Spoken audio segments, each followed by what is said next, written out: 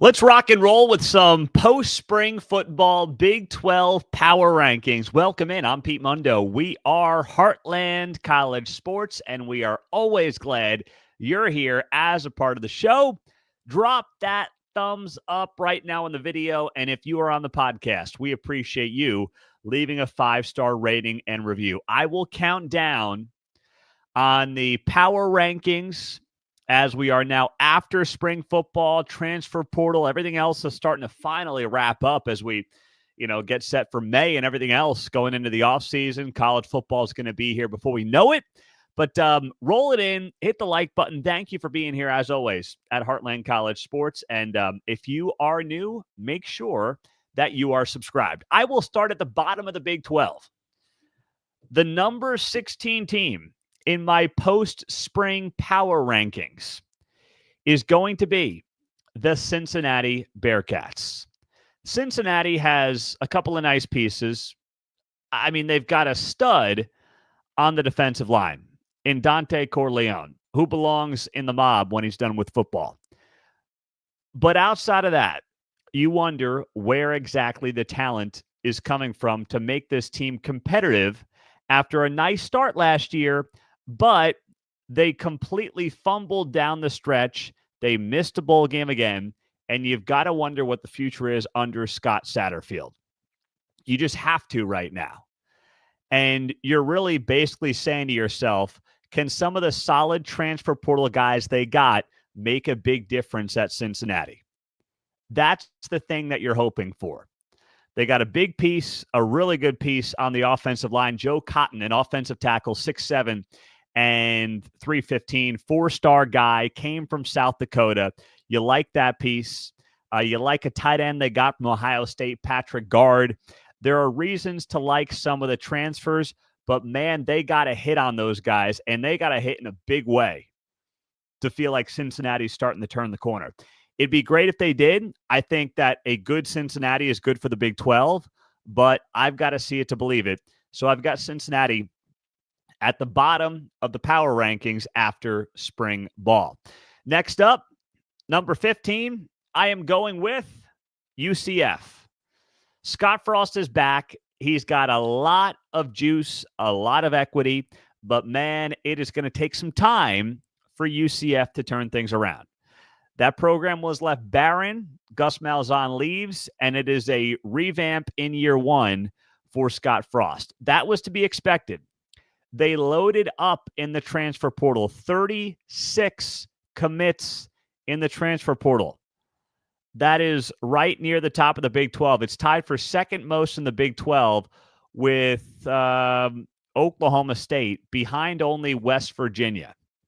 So UCF went to town in the portal, and frankly, they had no choice. And they've got to hope that some of these guys ultimately end up working out. They desperately need it. So there will be a lot of questions there. There is, listen, I think a lot of enthusiasm for Scott Frost. But, man, you are starting from scratch with a bunch of new guys who are not all that familiar with each other. It is just brand new. Everything start to finish.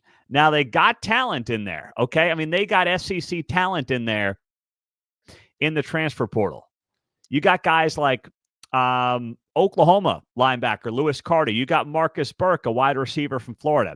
You've got guys from major programs. Preston Cushman, offensive tackle from Ole Miss, 6'5", 300. So you've got pieces there where you say, if we can make this work, okay, we got a shot. And by a shot, I mean at just being competitive, because that's the best case scenario for UCF this season. At number 14, I don't want to get ahead of myself. At number 14 in my post-spring power rankings, Arizona. Yeah, the Wildcats wanted Brent Brennan to come back.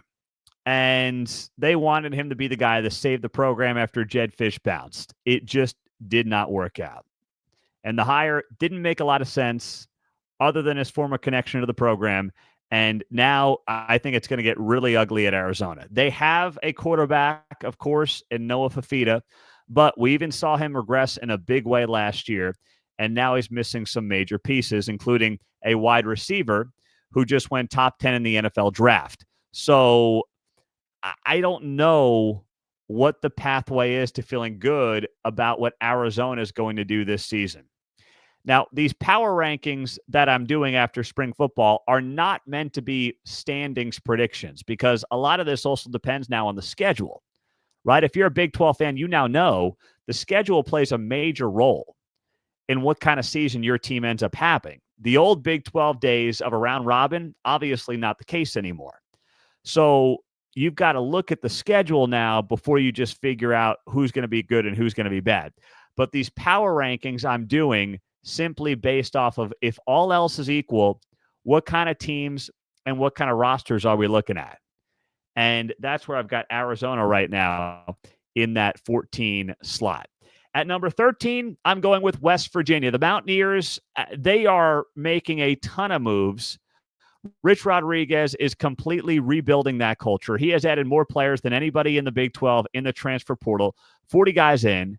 I mean, he is looking for his guys. Some of our West Virginia friends on the forums, which if you're not there, we'd love to have you on the Heartland College Sports forums on the website. They're free. It's a great way to interact with fellow Big 12 fans. I'm on there all the time. Our staff is on there all the time. So make sure you check them out. But the consensus from some of the West Virginia fans on our forums is that maybe the NIL money isn't quite at the level that Rich Rod would need it to be at to feel like he can go get some big pieces, like major pieces. I think he's gotten some pretty darn good pieces in the portal. And he's gotten guys from major programs. He's got OU guys. He's got Texas guys. He's got guys who are leaving major programs, SMU. So these guys are coming in, and they're hoping to basically make a difference. And most importantly for Rich Rod, they are his guys. And that's right now what he needs more than anything else. He needs his guys in there. He needs his horses in there who he knows he can trust, like one of his own, Jordan McCants, Jacksonville State, one of his top transfers, who's a wide receiver. Those are the kind of guys that Rich Rod needs in there that he can trust. And if he gets those guys, well, you know, maybe the Mountaineers surprise, but I think they'll be one of these teams that's much better in the back half than they are in the first half, kind of like what we saw with Houston last season. Next up on the power rankings at number 12, I'm going with Colorado at number 12. You know, I know what they did in the portal. We also know what they've lost. Okay, they've got great additions in the portal. No one can take that away from Deion Sanders. When you're looking at players like Hakeem Williams from Florida State, you're looking at, defensive backs. They had great defensive back additions. Teion Parks coming in. Terrence Love coming in as well. You've got big pieces from Auburn. That was in the last couple of weeks. You have big-time talent coming in the portal. It's how Deion has done it. Didn't work year one. It worked really well last year. Can he duplicate last year, or is this going to be 2 years ago? That remains to be seen. And, of course, you have an open quarterback competition. That is going to be up in the air as well. A lot of people, had their preference in that quarterback race, and it looks like it might be wide open. So we'll have to see what exactly they end up doing going into fall camp. But there is, once again, just a total reset, new pieces across the board, and can Deion make them mesh? It is difficult to do it in football year after year. I've got them at number 12. At number 11, I'm going with the Houston Cougars at number 11. And you saw this team under Willie Fritz get better as the season progressed. They lost huge pieces in the portal, though. In their secondary, they lost Halsey and Wilson. Those were massive pieces to lose in the portal because that was a real strength of this team. But here's the deal. Willie Fritz has proven himself every single place he's been. And there's a reason to believe that the offense can be much improved going into this year. They still should be a top half of the team, top half of the league team defensively. If the offense can improve just a little, then maybe you're talking bowl game for the Houston Cougars. I've got them at number 11. At number 10, let's go with the Oklahoma State Cowboys. All right. They had a historically awful year last year, going 0-9 in Big 12 play. They were terrible. Mike Gundy did something he has never done. He actually offered money to guys in the transfer portal. What a novel concept. Listen, I'm not saying you got to do what Colorado's doing every year, but Mike Gundy was just not playing the game the way it needed to be played. And now he admitted in recent weeks, yeah, I'm bringing guys into the portal. Yep, absolutely. And now you've got 36 guys coming in. The entire two deep is going to be made up of new faces. And you know what? I don't think that's a bad thing after how last year went. All right? I really don't. I'm going to say that just because you have Mike Gundy leading the way and you have really good play on the defensive line, really that front seven brought in some really nice pieces for Oklahoma State. Just with that alone, I've got to be optimistic about where this program is trending and where things are going after last year's absolute disaster. You got McCoy at defensive tackle coming in, interestingly, from Colorado. Darius Thomas, linebacker from Louisville. So you have pieces there that you say to yourself, man, if this thing just clicks the way it can under Mike Gundy, all right, especially on the defensive side. Demarion Thomas, massive piece out of Vanderbilt coming in as well. It will continue to get significantly better. I'm going to put him at number 10. At number 9 in the post-spring football power rankings, I will roll with Utah. They can't be as bad as last year. Just same deal. Same deal as Oklahoma State. They just can't be as bad as last year. There's no way. They could be a massive turnaround story. All right. I mean, that's the hope there in Salt Lake City. If their new quarterback from New Mexico, Devin Dampier, can be that dude, then you know what? They are going to be one of the surprises in the Big 12 this year. Just like Oklahoma State, you love the coaching staff. You respect what Kyle Whittingham has built, one of the longest tenured coaches in all of college football with, ironically enough, Mike Gundy. So you have all that going for him, right? The defense has always been there. They lost a couple of tough games last year that could have gone either way.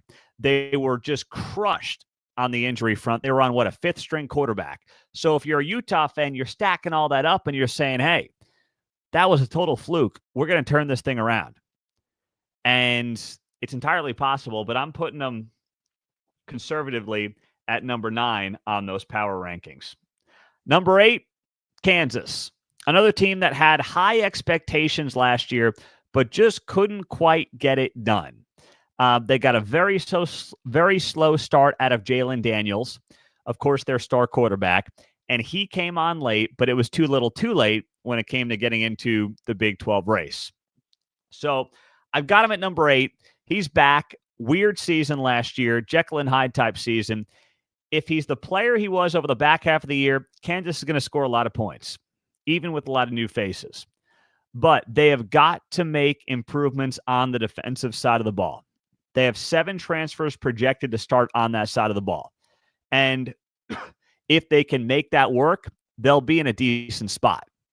So I hope for their sake they can. But it remains to be seen whether or not that is going to happen. So I will put KU at number 8. At number 7 in the post-spring power rankings, I'm going BYU. Listen, BYU won a lot of close games last year. Okay? A lot of close games. And just based on that alone, you get the right bounces throughout the season. It's not a knock. No one at BYU should apologize for that. Okay? Don't apologize. I'm just saying, when you get the bounces sometimes, it's very rare to get them in back-to-back years. Okay? It's just a fact. So with this Cougars team, I look at Jake Retzlaff, and I'm like, at best, this guy's a middle-of-the-road Big 12 quarterback, at best. There are now some holes on the roster thanks to portal entries. Taggart, Epps, some of these guys who decided to leave. Now, you know that BYU is going to be well coached, well disciplined, stout, formidable opponent, tough to play on the road in Provo.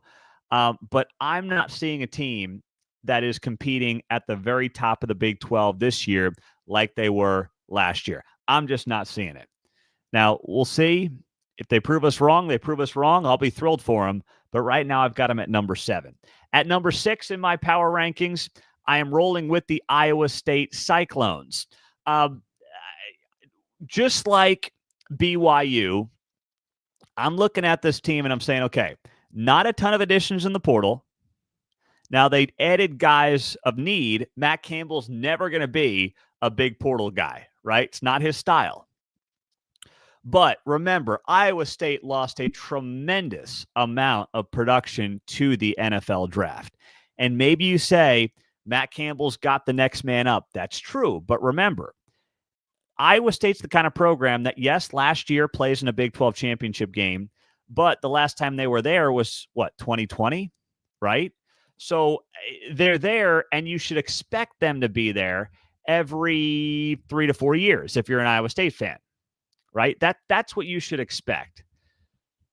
So I'm just expecting a step back, even with the quarterback in a great spot in Rocco Becht. Even with that, I'm just looking at this and saying to myself, hey, we got to evaluate it for what it is, okay? And that is a team that is going to have to develop when you lose the amount of talent that they just lost, notably at the wide receiver position, all right?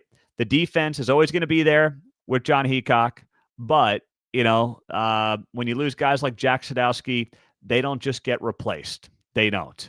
So we'll have to see how it all plays out, but I've got Iowa State right now at number 6. At number 5, I'm going with the TCU Horned Frogs. If they can figure out the defense, they will be dangerous, very dangerous. All right? You've got maybe the best quarterback in the Big 12 in Josh Hoover. And now you say to yourself, can Andy Avalos get that side of the ball figured out? He came in with a lot of expectations. It did not work out. They got some good wide receiver transfer portal guys in Jordan Dwyer and Joseph Manjack out of Houston. They'll fit in nicely. A good tight end at LSU as well, Pimpton, and they're going to score points. If they have to win games 50-48, so be it.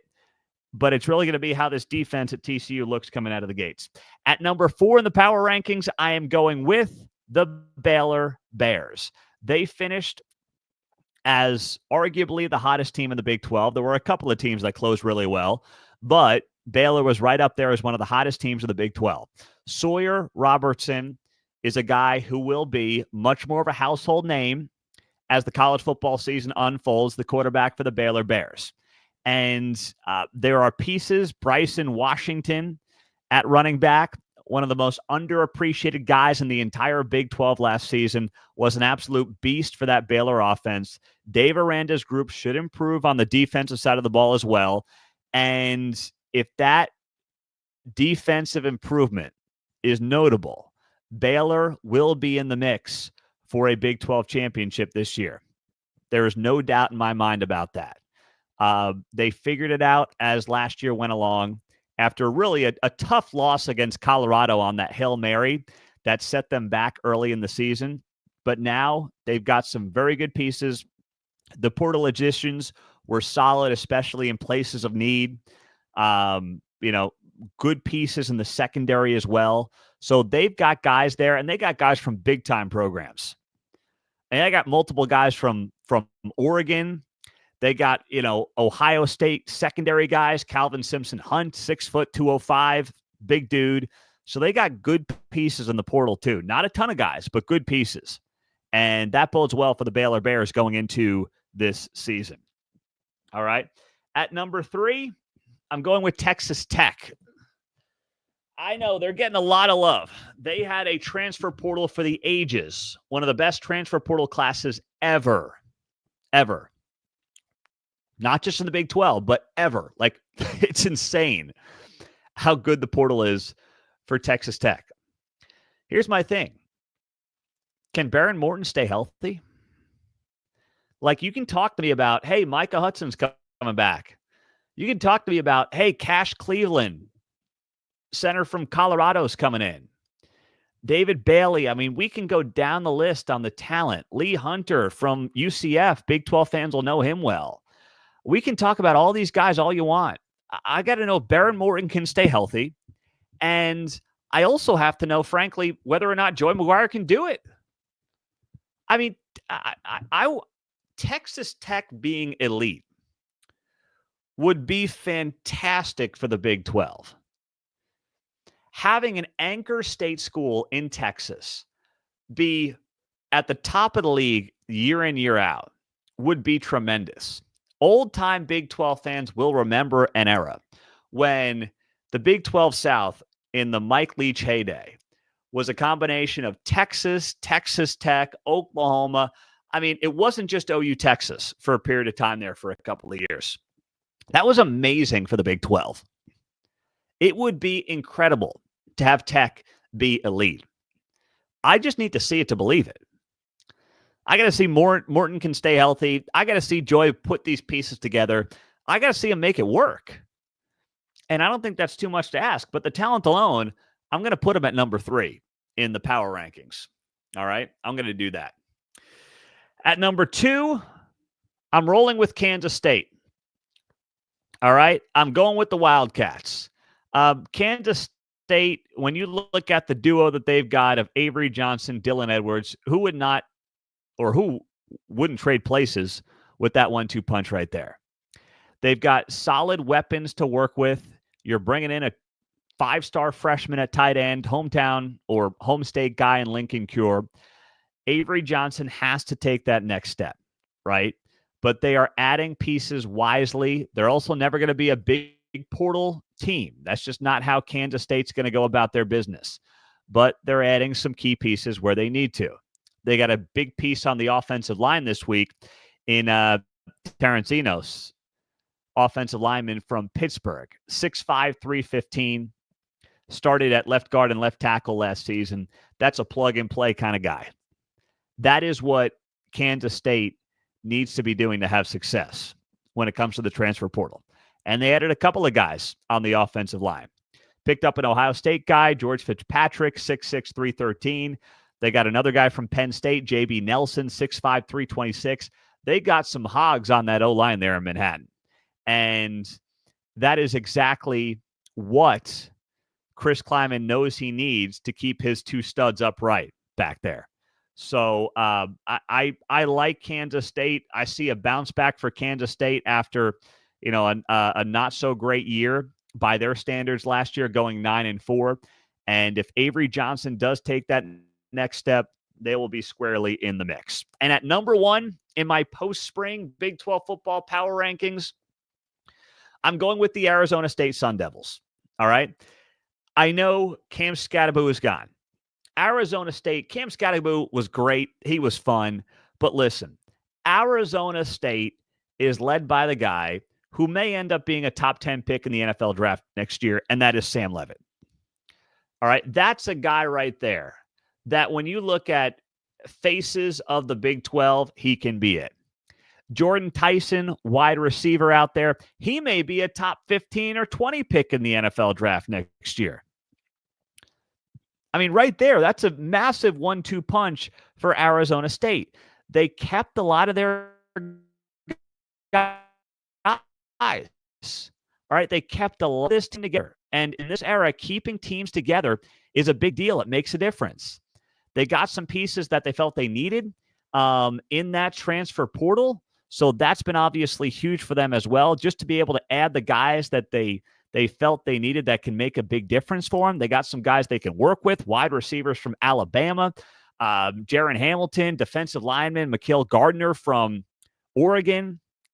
You've got Maurice Williams, safety from Houston, who is a big get as well. So you've got pieces there in the portal that you felt you needed just to solidify some things. But there is a lot of good stuff coming back for Arizona State. And with the way they ended last year, with the coaching staff, with the vision that Kenny Dillingham has, I have got Arizona State in that top spot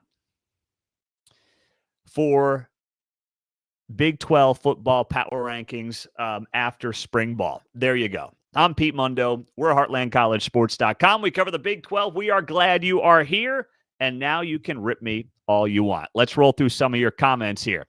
Samuel writes, I've got to see it to believe it with Tech. Yep, I do too. Where'd you have West Virginia? Had him at number 13 there, Scott. That's where I had him. Anthony says, listening from Oxford, Iowa. As a Cyclone, 6 is low, but it's preseason. No one ever picks this conference close. Hey, that's true. Arizona State was picked dead last year and obviously won the whole darn thing. So what else do we have? Baylor making the playoff. Hey, someone's making the playoff. We know that much, obviously. Baylor, I had at number 4, so that wouldn't shock me one bit. They can actually make the playoff. What else do we have here? I am tired of hearing people bash Brent Brennan. The entire Metro Phoenix area loves him as the Arizona coach. Enough said. Okay, well, if he doesn't win, no one's going to love him. I'm not saying he doesn't deserve time. I'm just saying no one's going to love him if he doesn't start winning. And last year, the expectations were pretty high based on the talent. And they did not come close to being all that competitive. All right? So that is the deal with Arizona. Chase, be consistent. Arizona State had more close wins than BYU. Can't drop BYU to 7 on that basis, but keep Arizona State at 1. Yes, I can. Arizona State has a far superior quarterback, lost less, and I don't have the results side by side from 2024. But, I absolutely can. BYU had a couple of really good breaks last year, and they should not apologize for them at all. But I'm looking at Arizona State, and there is just more talent. There were better additions in the portal.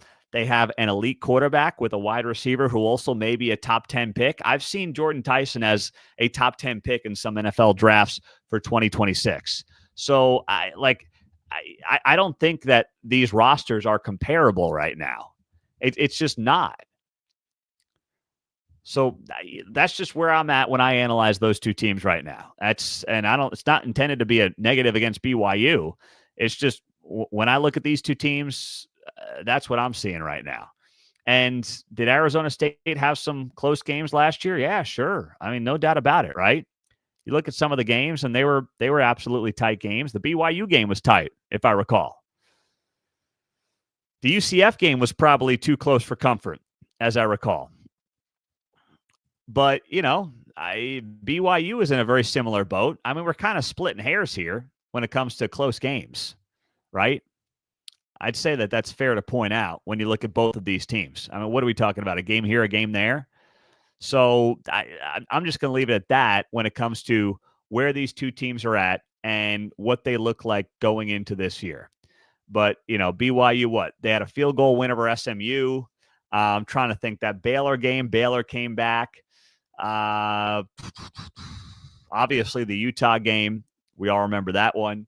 Arizona State as well. We just talked about that. So we'll see. But, hey, if that defense holds up, it doesn't much matter. BYU's success is going to be determined by its defense. We can agree on that, right? BYU's defense will be the driver of its success this year, like it was last year. So that's where I'm at on BYU. What else? Small town shout outs. Don't want to forget that. Okay, let's see if Joe's right here. I got this here. Joe says Orient, Iowa. All right, Joe, you win, buddy. I can already tell. Population 356. I'm glad you got internet to watch us there in Orient, Iowa. Joe, I'm happy for you, buddy. That's impressive.